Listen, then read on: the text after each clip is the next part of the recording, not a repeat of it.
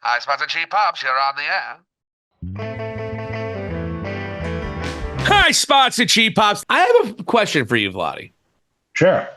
Do you think the biggest mistake last year was making Adam Cole and MJF the main event at All In instead of Punk and MJF?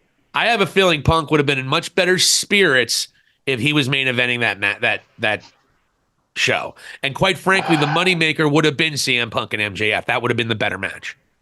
And I don't know if it would have helped long term, but it would have made a lot more business sense. And look, CM Punk, we know he's got an ego the size of Texas. Not being the main event when he's the biggest star in the company probably pissed him off. And he wouldn't have been there to confront Jack Perry. He wouldn't have been in Gorilla. It's true. Yeah, I mean, it's like the butterfly effect there.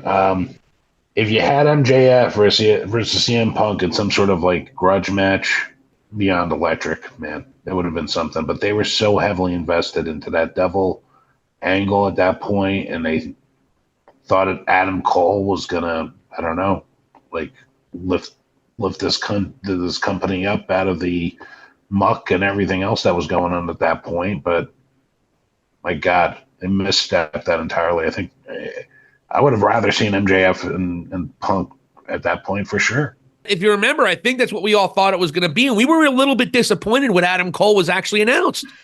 I was like, he had just wrestled once before. Because you could have put it off to, they had another pay-per-view like a month later. You could have had them do it again. I really think that was one of the biggest booking mistakes of Tony Khan's career, was not putting CM Punk in the main event of All In. It was, the story writes itself. You could have had an entire 2.5-month build, and you could have unified the championship. And of course, CM Punk wouldn't have walked out with an AEW championship over his shoulder like he did it All In. It just, that's the kind of thing that makes AEW not cool, because disappointing booking after disappointing booking after disappointing booking. And now people are seeing what they're doing right in WWE and realizing you could actually book things that make sense. So, they're doing it now. Let's keep it up. Thank you so much for watching High Spots and Cheap Pops. For Vladi Dottie, this is Silicon Steve Valli. Hit the subscribe button and let us know what you think. Thank you for watching, and here endeth the lesson.